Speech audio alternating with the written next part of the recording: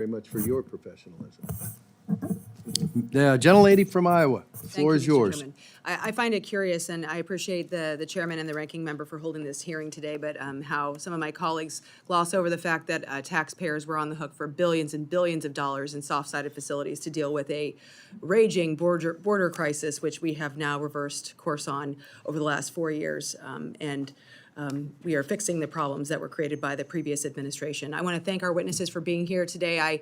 I'm sorry we have to have this hearing. I wish we weren't in the unfortunate situation of entering another potential government shutdown and putting thousands of good people who are working for your agencies at risk and their lives and their livelihoods.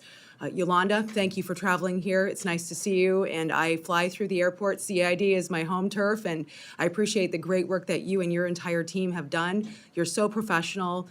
You've been assaulted personally. You have caught terrible things coming through security. You're keeping us all safe. So I want to say thank you to the men and women you work with for all of that steadfast support you've provided, even in the uncertainty of what is happening here. It's a real travesty in my mind. Again, under President Trump, we have seen a complete reversal of the dangerous situation at our southern border, the illegal immigration crisis. Our border is closed. Those soft-sided facilities that were a suck on taxpayers to the tune of billions of dollars a year are closed. We're having the lowest number of encounters in decades. We're also seeing how, though, bad actors continue to pop up even with a closed southern border, whether it be on our coasts, our ports of entry, or at our airports.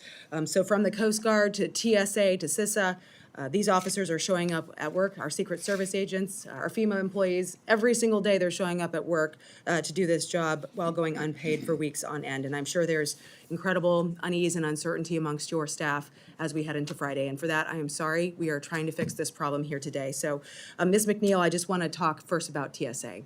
We've already touched on some of the impacts to the workforce and some of the means that people are trying to feed their families by seeking out other employment opportunities to make those ends meet. Can you talk a little bit about what this means for not only morale for your workforce, but for potential recruitment? Because we have an aging workforce in many places. We have to have other people coming into the pipeline. What does this mean for that?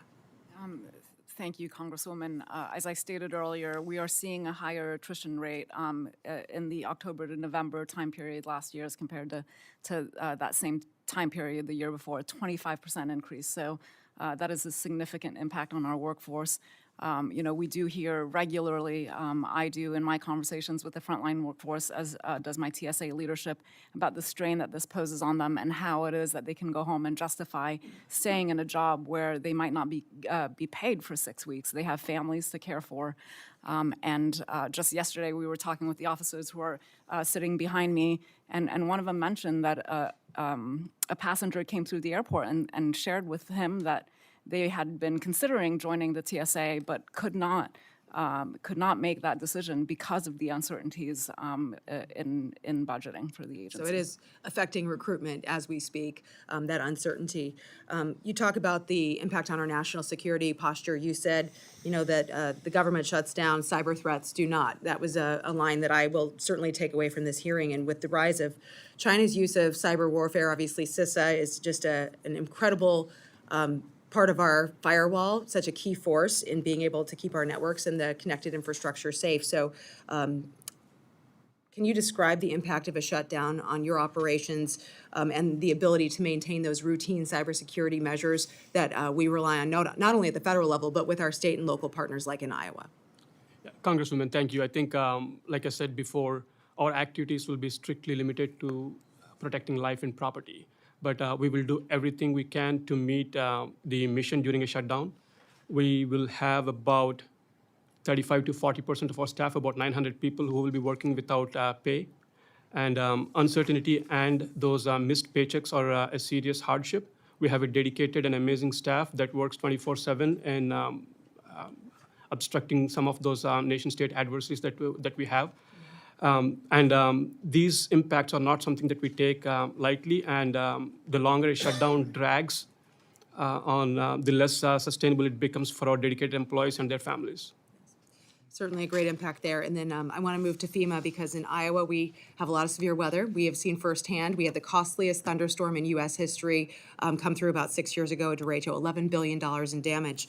And we just got out of this 43-day government shutdown 3 months ago. How long, Mr. Phillips, does it take FEMA to recover from a government shutdown? And are you still working your way out of the last one? Can you expand on that a little? Yes, ma'am. We are, in fact, still working our way out of the last one. The challenge for us is not just on an ongoing basis, especially during recovery. So as we're helping your state recover from the big storm, the big things that happen, and it's recovery that is really hurt.